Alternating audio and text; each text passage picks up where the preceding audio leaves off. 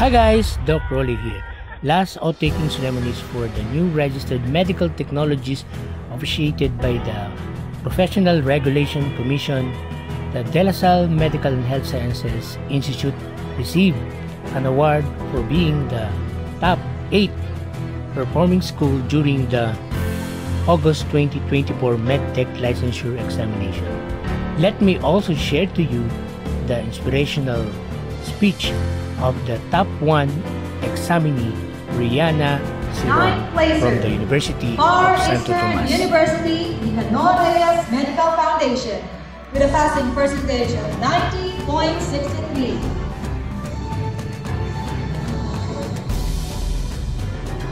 Eighth placer, De La Salle Medical and Health Sciences Institute with a passing percentage of 90.8. Congratulations to De La Salle Medical and Health Sciences Institute for having ranked 8th in the top performing schools in the August 2024 Medical Technologies Licensure Examination with a passing percentage of 90.8, 79 passed out of the 87 examinees.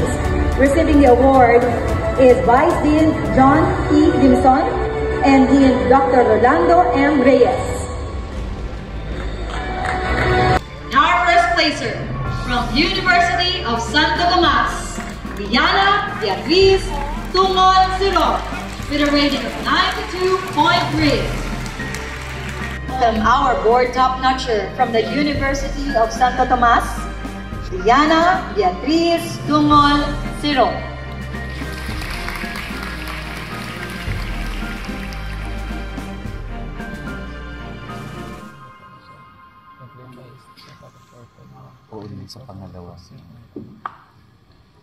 To our Honorable Board of Medical Technology, headed by the Board Chairman, Dr. Marilyn A. Cabal Barza, and Board Member, Dr. Leila Lani M. Florento.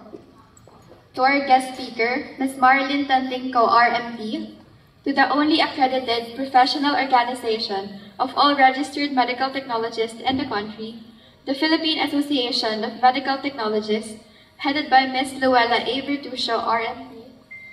To the PASMEC President, Dr. Jarel Nuevo, to all the deans, administrators, and professors of medical technology schools, colleges, and universities, to our families, relatives, and friends, to all my fellow registered medical technologists, a pleasant afternoon.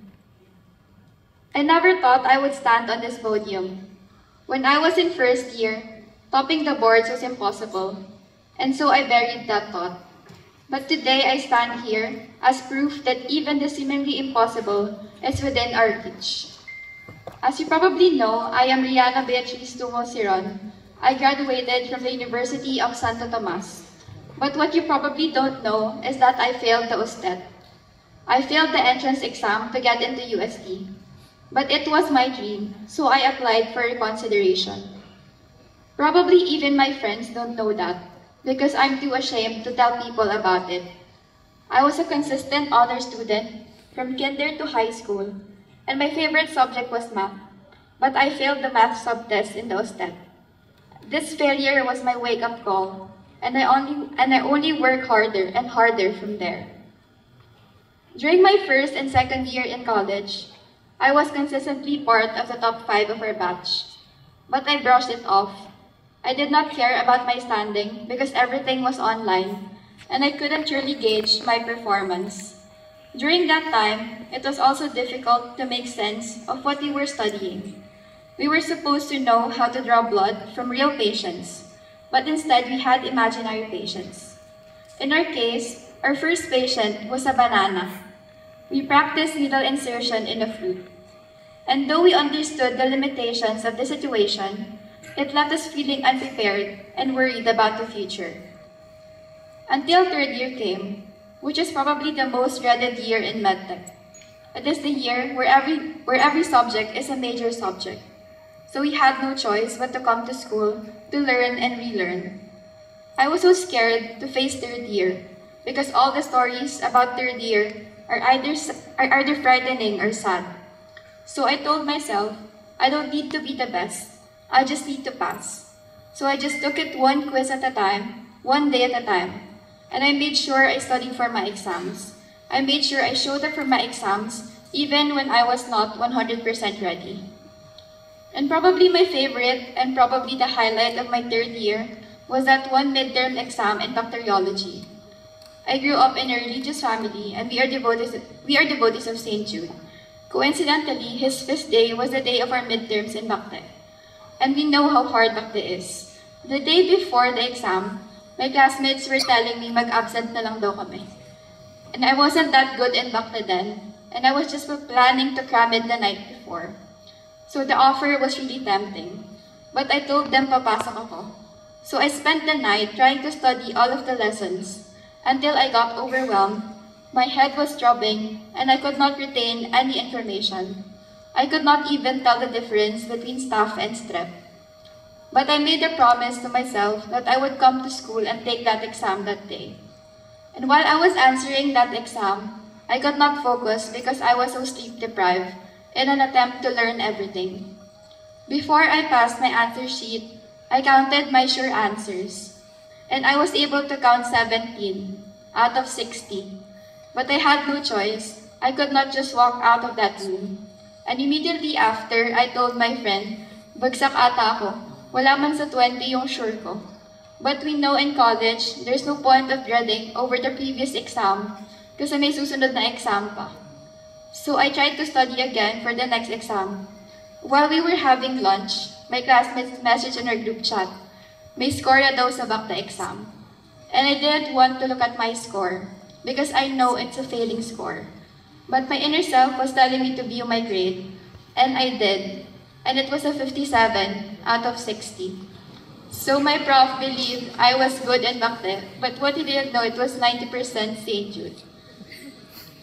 Fast forward to the end of third year, I was just barely making through. Like most of you, I just wanted it to be over. I just wanted to be an intern. And when I finally became an intern, like most of you, I just wanted to graduate. Many of our memories were made in internship. We remember our first patient, the first time we drew blood from a real patient. We remember our mistakes that probably have caused us demerits. In most days, it was easier to complain about how tiring it was. But internship was tiring as it is rewarding. But we know that in fourth year, there were harder battles, like MTOP. But we are here because we have surpassed every challenge thrown away. Being the top student of our batch came with a lot of pressure. Everyone was expecting me to know everything. All eyes were on me. Making mistakes was like committing sins, and I felt as though I needed to maintain a perfect image. And this is the reason why I didn't want to take the boards. I was scared of people's expectations. My board review didn't go as smoothly as I had wished. During the review season, I dreaded waking up, because waking up meant I had to go through cycles of studying again. And unlike the stories of other top-notchers you have probably heard, I lacked discipline during the review. I was disappointed with my progress every day. I was always behind schedule. I would choose my power naps over finishing my backlogs. And I had no motivation to study. I didn't feel like studying most days. I was just dragging myself to my study table. I know people were expecting me to top the boards, but I know my preparation was lacking. So a month before the boards, I was already in the acceptance stage. I conditioned myself into thinking that topping the boards is not meant for me. Fast forward to August 6 and 7. While I was answering that exam in clinical chemistry, my thoughts were mag-absent na lang ako bukas, because I found it really hard.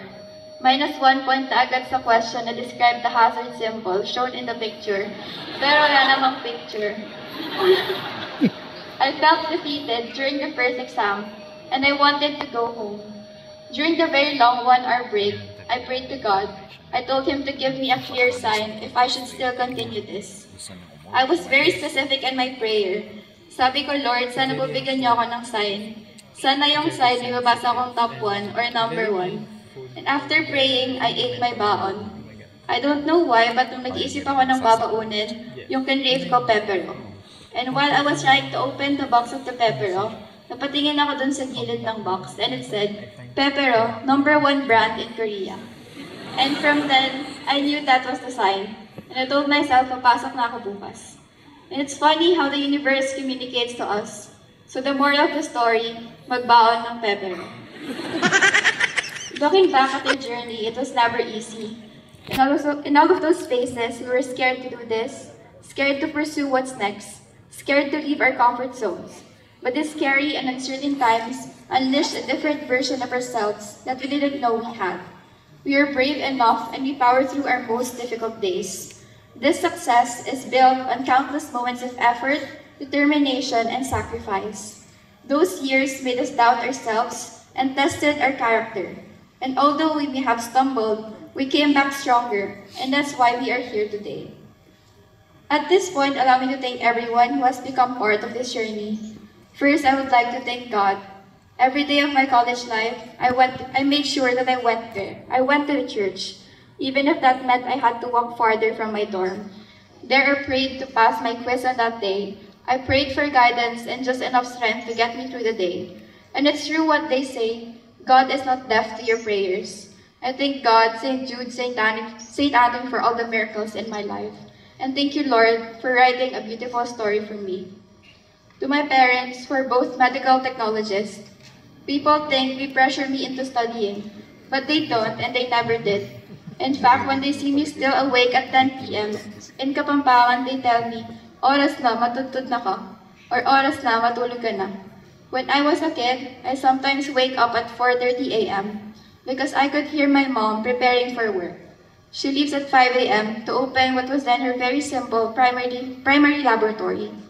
I could not understand then why she would have to leave for work early, so I would beg her to bring me also to the lab. And there I would continue my sleep. When I finally wake up, I would ask her to teach me something in the lab.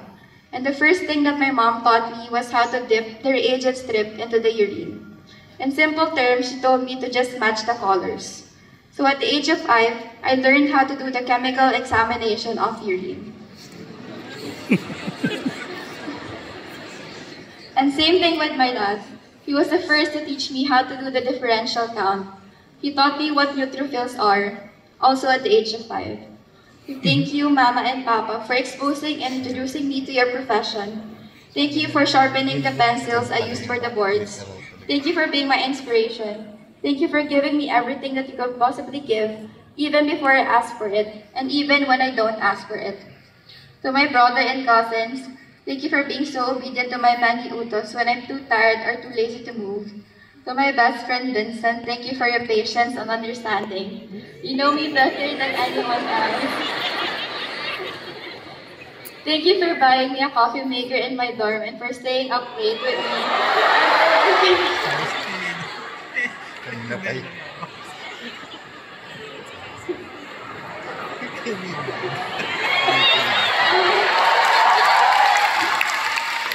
To my angels in heaven, Lola, Mommy, and Daddy, I hope I made you proud. The second day of the boards was the birthday of my lolo, and when he was still alive, he would call me ang apo kong doktora. So I know he also made this happen. To my classmates and friends in UST who asked me for a special mention, eto na yun guys. To my best friend and my twin Yan Yan, to my first friend in college, Micah, Abby, Jeril, Jel, and Aiko, thank you for being my constants in college. To my teammates in the PAMED quiz show, classmates from 3DMT and 4FMT, co-interns in UST Hospital and Quezon City General Hospital, friends from high school and elementary, and to all the people I've came across with, I'm thankful my path crossed with yours. To my professors, I have been blessed to be mentored by among the best in the field. Thank you for giving me a solid foundation. You prepared me for this and I'm forever in debt to you. To all the patients I've encountered in my internship, whose names I probably have forgotten, thank you for your stories and for teaching me lessons I could never read or find in books. To everyone who cheered me on, thank you very much. To my fellow RMTs, we know that majority of a patient's diagnosis lies in our hands. As we take on our roles, let's remember the importance of our work. Our contributions are essential to ensuring that our patients become better. Every test we perform and every result we report is a critical piece of the puzzle in patient care. We know that the current situation of medical technologists in our country is not ideal. Our resources are limited, and most are overworked but are underpaid. These are the reasons why many of us pursue graduate courses and careers abroad, and we cannot blame them for wanting a better life. However, as we take our oath today, let us not forget to devote ourselves to our profession. As we commit ourselves to this field, let us advocate and push for safer working conditions and better compensation for our medical technologists, because that is what we deserve. It is due time that we get recognized for our valuable contributions in healthcare, and together let us create a better path for ourselves and the future generations of medical technologists to come. As I end this speech, allow me to share my guiding force or motto in life, Ora et Labora. In English, it means prayer and work. It's not prayer or work, but it is prayer and work. These two are inseparable, for work without prayer is meaningless. As we move forward in our careers, let us remember that our efforts are more meaningful when they are grounded by faith and purpose. And so this is my story. I failed the USTED, but I topped the boards. Do not let your failures dictate the course of your life. Thank you and congratulations to all of us.